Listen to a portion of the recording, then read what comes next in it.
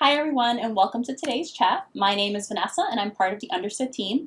Today we'll be talking about breaking the cycle of learning and behavior challenges. And joining us today is our expert, Jerry Schultz. Jerry is a clinical neuropsychologist, former middle school teacher, and currently on the faculty of Harvard Medical School. Hi Jerry. Good morning, Vanessa. How are you? Good, how are you doing? Just great. Great. Before we get started, would you like to introduce yourself a little bit? Sure. As you mentioned, I'm a former middle school teacher. That's probably one of my strongest credentials. If I made it through that period of time and loved it and got to the other side of it, I'm doing pretty well. I spent a lot of my time now writing responses to questions that come up on Understood and a couple other websites. I do a lot of presentations about kids and behavior.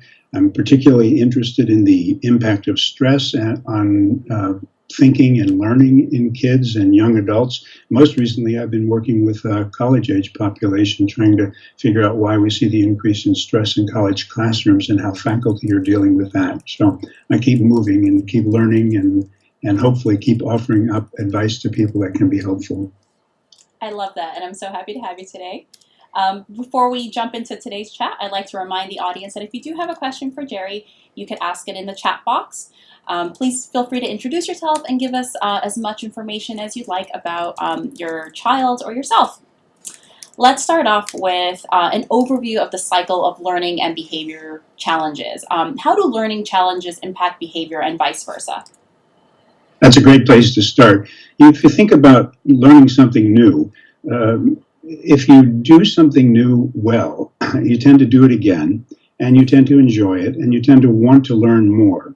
If you're presented with a task that requires learning something new or relearning something that you've learned in the past and you're not successful, your body and your brain are really well wired to help you avoid those situations in which you don't feel competent and don't feel capable.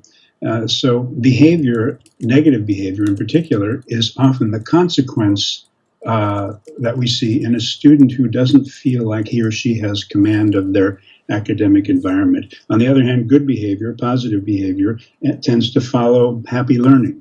So when kids are stressed or frustrated in learning, part of what we see in their behavior is their attempt to get out of a tough situation. And often that's mislabeled as bad behavior when I think it's more appropriately labeled as the predictable consequence to being embarrassed, being stressed, being backed into a corner of incompetence, you might say.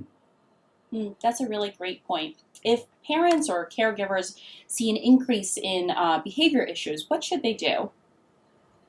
Well, I like to say that all behavior carries a message. So what parents should do first is, if the behavior is harmful or to the child himself or herself or to other people, the first thing you ought to do, just based on good sense, is to try to get the child away from the situation that's causing the stress or the reaction in the first place. Safety is first. Then the thing parents ought to do, I think, is not focus so much on the behavior and think about punishing the behavior. Their first approach ought to be thinking about what's causing this behavior, especially when the behavior is unusual in a kid. Parents who see their child acting in, being depressed, being upset, or acting out, being aggressive, or lashing out to other people. If that's unusual behavior for your child, then you're probably pretty sure to, when you're thinking there's something else going on here. What parents shouldn't do is to say to a child often, what's going on, what's happening, why are you feeling this way? Because often when kids are in a state of emotional excitation, they really can't answer those questions because they're not thinking well. They're just trying to get out of a situation by reacting emotionally. So what should parents do? Try to understand that the behavior is signaling that there's something else going on and try to drill down into that a little bit. And again, not asking the child, but looking at the environment. What is the environment at that time expecting of the child when the behavior is exhibited? It's maybe a birthday party where there are lots of kids around, a lot of noise, a lot of scary clowns, a lot of presents, a lot of disappointments.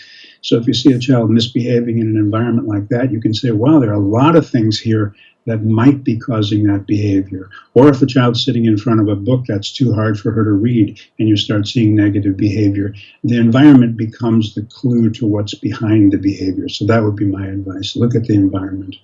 I love that you mentioned that, because sometimes it's not super clear as a parent to figure out where that behavior may be coming from. And looking at the environment is super important to try to figure it out and navigate with your child. Right. For that. And sometimes when kids are hungry, when they're tired, when they're irritable, you see negative behavior, and you kind of, if you think about it a little bit, you kind of understand why they're feeling that way. We sometimes feel that way too. So you have to separate that from things that are different from academic challenges, because one of those you can fix by a nap, and the other you fix by creating competence in a child. It's two very different interventions. Absolutely. Thank you. We're starting to see some questions here from our audience. We'll start off with Magic Killa. Hello. My son was diagnosed with autism and ADHD. I have him on medication for the ADHD part so he could focus, but I feel like I'm enabling his future for drug use. Any feedback there for this parent? I always say I'm not a physician. I'm a neuropsychologist. I don't prescribe medications or give medical advice. But very often the combination of is seen in kids who have a diagnosis of autism spectrum disorder. Often we see a corresponding increase in activity level or inattentiveness, and there's often a valid dual diagnosis of autism and attention deficit disorder, with or without hyperactivity. Sometimes I think if the medication is given for the inattention or the ADHD and it helps, it tends to help confirm that that diagnosis was right and whoever's providing the medical intervention is doing the right thing. If the behavior, the inattentiveness, the distractibility doesn't get better by virtue of the medication, it could be that it's in the wrong dose of medication, or the wrong type of medication, or your child has particular sensitivities. But if it doesn't do the effective job, maybe it's something else. And in kids with autism spectrum disorder, one of the things that's true of that population of kids is that those kids tend to be anxious and tend to be tightly wired and be on the alert for danger in their environment, threats to their self-concept, and they tend to be overreactive. So sometimes it's hard to differentiate ADHD from the consequences of having autism spectrum disorder.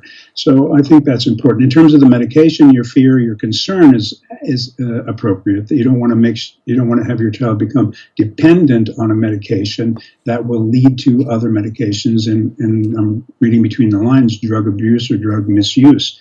If somebody has diabetes and they're taking insulin, that's a medication that fixes or cures the problem and avoids problems later on down the road. So if you're going to a competent physician or a psychiatrist who's prescribing the medication, that person should know by virtue of training and ethical behavior whether that medication is appropriate and how long it should be given, and how to differentiate that from the symptoms or side effects, if you will, from the autism spectrum disorder. Thank you, Jerry. And we would encourage you, if you feel if you have additional questions about medication, to speak with your medical provider about it. They could probably talk you through some of that as well. The next question we have is from Ruby Ramirez. Hi, Ruby. Hi, my 7-year-old grandson is dyslexic. It is very challenging for both of us. Any advice, as I could see he gets frustrated when it's time to read or practice spelling words at home? Yeah, well, it's a great question, and you're asking it at a good time, Ruby, because if you've got a 7-year-old grandchild, it's still early in the game, but kids who are dyslexic often started that game a lot earlier than that, too. Some of the kids, if you have a neurobiologically based condition like dyslexia, it may start to show itself at a very early age, even before reading instruction begins. So here, if you've got a 7-year-old grandchild who's frustrated because he or she can't do the work that's sent home for homework, one of the things that I say over and over again is if teachers are sending work home that kids can do successfully about 75% of the time or more, that's appropriate. But if teachers are sending homework home that they know by virtue of a child's difference or learning disability or learning difference will be frustrating and a real struggle for that child, they're sending home a setup for frustration, not only for the kid, but for the parent or grandparent who's working with the kid. So my first piece of advice, my most important piece of advice is make sure that what it is that your grandchild is expected to do at home at night is within his or her competence range. That child shouldn't be learning those new words for the first time after school. That child should be practicing the words which he or she has learned successfully during the day in school when formal education takes place.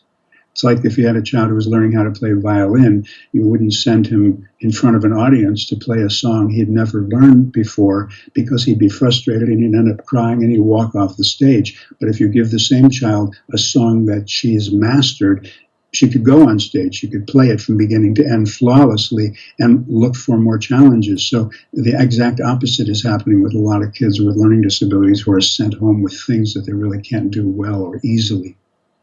I love that you bring that up because that's a good point to keep in mind. Thank you, Jerry. The next question here we have is from Mohammed, an adult. They were recently diagnosed with ADD, age 46, and I have a big problem with memorizing. I'm trying to learn a new language, a new skill in my job. How can I handle it?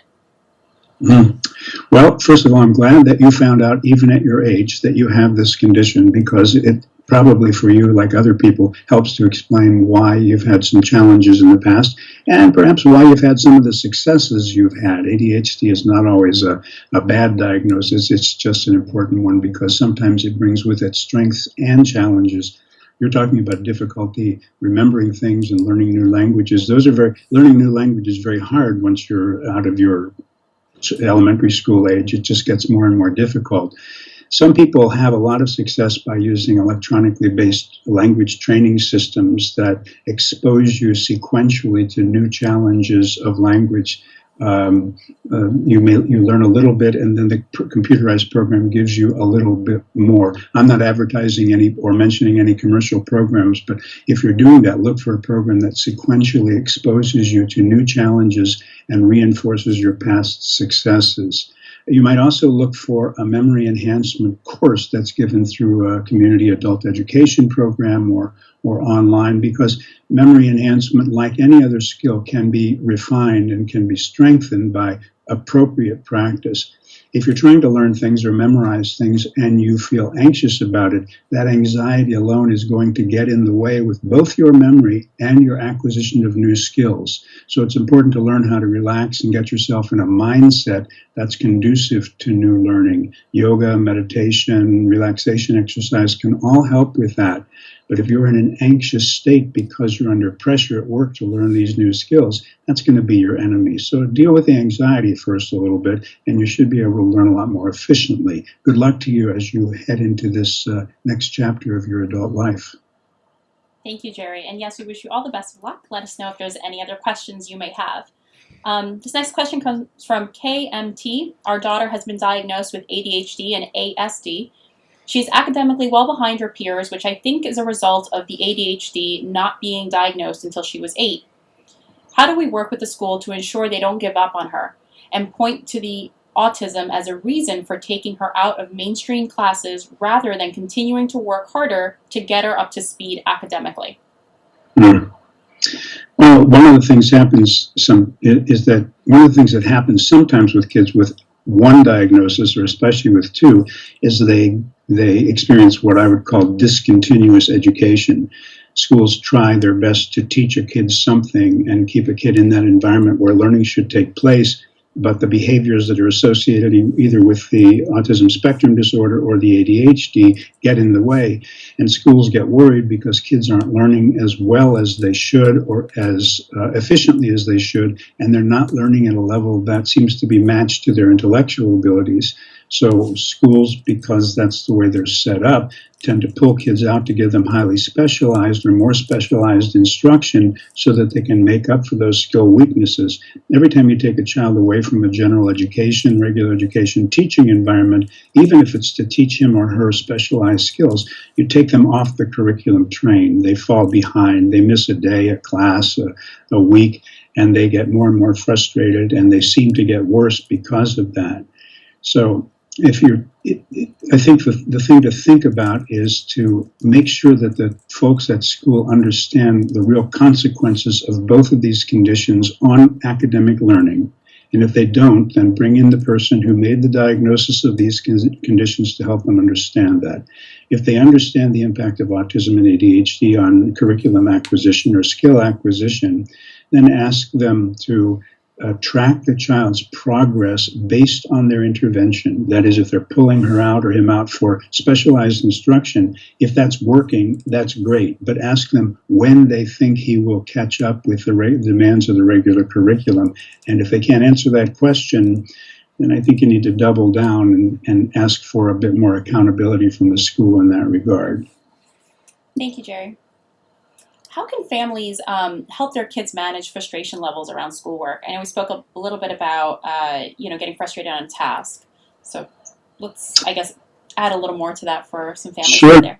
Yeah, I started to talk about it a little bit with the cycle between kind of competence and academic learning and behavior. The things that go into being a successful learner are, one, a sense of competence, two, a feeling of confidence that you can do what's asked of you, and also the ability to separate past failures from current performance.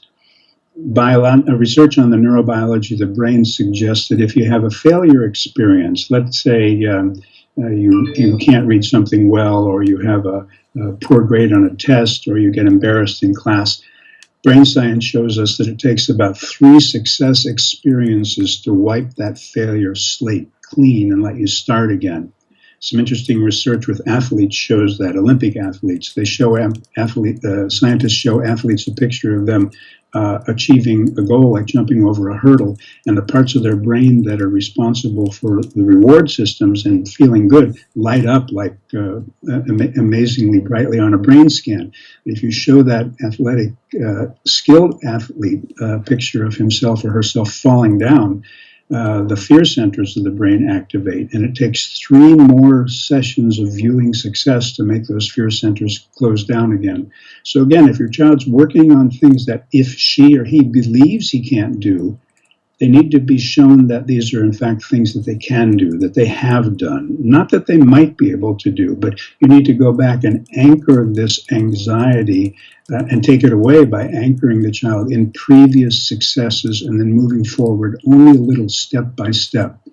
If somebody teaches you a skill and then hands you a different instrument to demonstrate the skill, your skill level can decline because they're asking you to do a different task. If they say, let's do that task that you could do well, and we're going to add a little bit more challenge into that, you're more likely to be successful. You're even more likely to be successful if your teacher says to you, I'm going to give you something a little bit more challenging. Do you want it to be a little challenging, number 1, a moderately challenging, number 3, or really challenging, number 10. So when the child chooses the difficulty level of the next task, he or she is more likely to want to do it and to do it with success and a feeling of challenge, not a feeling of defeat. I love you mentioned focusing on those small wins to then build that confidence. That's something that I try to instill in my son as he gets a little frustrated or anxious about certain things. I think that's really important, and it really does help. Yeah. Another thing that happens with kids with learning challenges is that teachers and parents tend to say to them, you did a really good job. And sometimes that's true, but sometimes it's a lie because they've just done what's expected at their age level. So kids with learning challenges tend to get praised for doing things that they know are really not that challenging and that other kids are doing much better than they are. So if you say to the kid, really great job, the kid will discount that positive feedback because in her heart she knows that it's really not true. If you say, how do you think you did on that? And the child says, I really did lousy on that. Then you can say to the child, well, let me show you lousy. Yesterday you did lousy on that because we both agreed that you got these 5 items wrong. But today you only got 1 thing wrong. So would you still call that lousy? You really have to teach your child to self-appraise because a lot of kids with learning challenges tend to get valued or evaluated by people outside of them. And they need to be able to self-evaluate and they need to be able to do it honestly in order to move ahead with strength and confidence. That's a really great reminder. Thank you. We have a question from Marlo. Is it possible to have an average IQ or slightly below average and still have dyslexia? Absolutely. It's a great question to ask. The definition or diagnosis of dyslexia assumes at least an average intellectual capacity. Sometimes kids with learning disabilities or dyslexia take the tests that measure intelligence and don't do as well as they really could do because the processing skills or processing skill weaknesses that they have get in the way of them demonstrating their full intellectual potential. That said, most kids with any kind of learning disabilities, and specifically dyslexia, tend to have enough intelligence, whatever that is, and the definition can be questioned. They have enough intellectual capacity to learn at or beyond grade level, or well beyond that. The key to success here is separating the difficulty that comes as a result of having dyslexia, and in most cases that means reading difficulties. Separate the act of reading and learning how to read from the act of learning and learning how to tell other people what you learn. The simplest way to explain that is, if I'm blind and I can't read a print page, no one in the world would expect me to read the page well or tell people what I know based on what I read. Dyslexic kids are not blind, but they have difficulty reading print symbols and translating those symbols into meaningful learning. So if a child hears something or sees a video or hears a book that's been recorded and listens well and understands well, you're bypassing the weakness and you're then able to say, tell me what you've learned, tell me what you know. And because you're bypassing the weakness, it's more likely the child will be able to give an answer that expresses the true depth of his or her knowledge.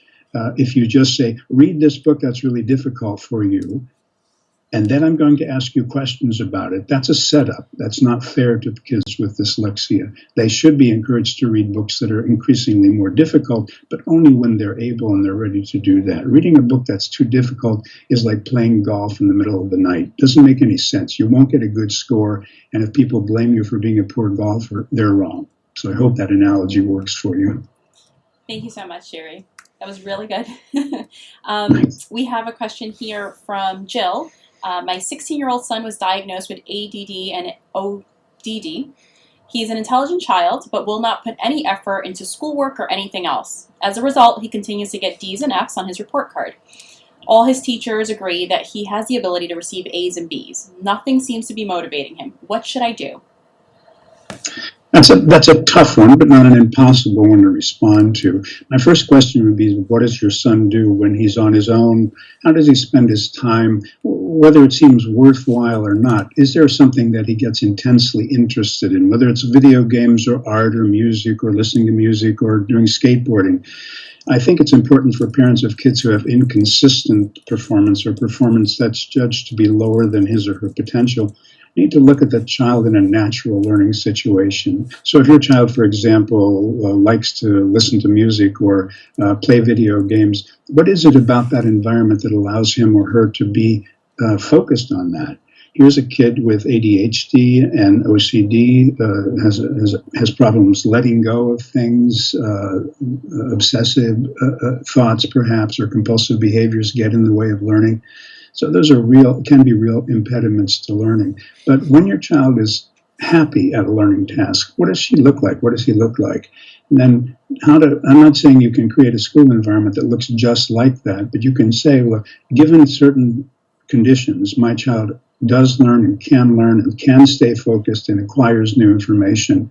If the teachers say he's really smarter than he acts in school, how do they know that? What do they think? Does he have a good vocabulary? Does he have a knowledge base that's acquired somewhere other than formal learning through books or schooling? If he has the potential to acquire new information and hang on to it, that works in his favor. One of the things that can be helpful with a kid like this is to tell the child what's expected of him or her, what we're going to learn in the next week or month, and then ask the child the way he or she would like to learn that material. Learning it or showing competence in it is not an option, but how you learn it is clearly an option. Sometimes kids can guide you in their own learning. Some kids say, I don't want to learn it, it's silly, it's stupid, I don't want to do that. So you've got a problem with motivation. Sometimes also it's important important to find a mentor for a child like that, somebody who can teach that child in a real-life situation how to acquire new skills that are related to something that the child likes. Could be a guitar teacher, could be a shop teacher, could be a driver's ed teacher, could be anybody in a teaching capacity. I think the key is to try to get your kid engaged from the inside out, not try to change him from the outside in, because that's going to be an uphill battle. It's a really good question, and I could spend hours on the answer, but hopefully that might send you in a better direction. That was really great. Thank you. And I have to share some feedback that we received from, as quoted from the user, from the IQ question asker. They really loved the information. They found it meaningful, and it's exactly what they were searching for. So they thank you so very much for that. And I'm happy to hear that that information was helpful to you. We have time for... That makes the reward centers of my brain light up. I think that's great. You too. Wonderful. It works out for everyone. We have time for one last question from David here. Given a dyslexic student who is reluctant to engage and accept help, how can an educator distinguish between competence, frustration, and other issues unrelated or minimally related to academic success? Boy, that's a good, tough last question. So I'm getting the picture that this is a student who has a diagnosed condition, which means the dyslexia may or may not have a negative impact on learning. You can have dyslexia and be wildly successful in school. But if this kid has a history of failure because of the dyslexia, that develops what I've come to call a cumulative toxicity. All these negative experiences build up and build up and build up. So here's a kid who, like many other kids, might be saying, I'm not going to do that. That's stupid. I don't want to do that. What the kid is really saying is, if I do that, two things will happen. I will probably feel stupid yet again. And if you see me trying something, you're going to get really excited and you're going to want to give me more work to do. So why would I continue to expose myself to a situation that makes me feel crappy? I'm just not going to do that. So you see me shutting down, but really I'm in pain inside because I'm feeling stupid and incompetent, and I'm not so sure how smart I am because of all these experiences. So I go back again to some of the suggestions I gave earlier about looking for those competence anchors, looking for the places and environments in which that child feels successful, to find out whether that child's capable of feeling joyous about learning of any kind. If he's not or cannot, then maybe we're dealing with something deeper. Are we working with a child who's got depression or severe anxiety? Are those the things that are getting in the way? But refusal to do work or avoidance of work in a child who's otherwise intelligent very often are a sign that something else needs to be addressed. And usually what it is getting that kid's feet on the ground with a feeling of competence at some level, and then only then starting out to work in more difficult directions. Otherwise, that child's going to feel like he or she's drowning and trying to get away from the situation. Best of luck to you and to that student. Thank you so much, Jerry. Today's conversation has been wonderful, and you've given out great information to everyone. I hear that there's a lot of thank yous in the chat box, and everyone seems really happy. So it's been wonderful having you. Thanks for all the information that you've given us. It's always a pleasure to be on with you. Good luck to all the parents watching this, and teachers and other people, grandparents watching this and listening. And may you all have the best of luck with the kids you care about, and I do too. Thank you. And to everyone watching, thanks so much for joining us. Thanks for your questions. Reminder that if you want to catch this chat, you can do so once it's archived on our page at u.org/calendar. And if you'd like to continue the conversation or ask other conversations that you may have in mind, join our community at u.org/community.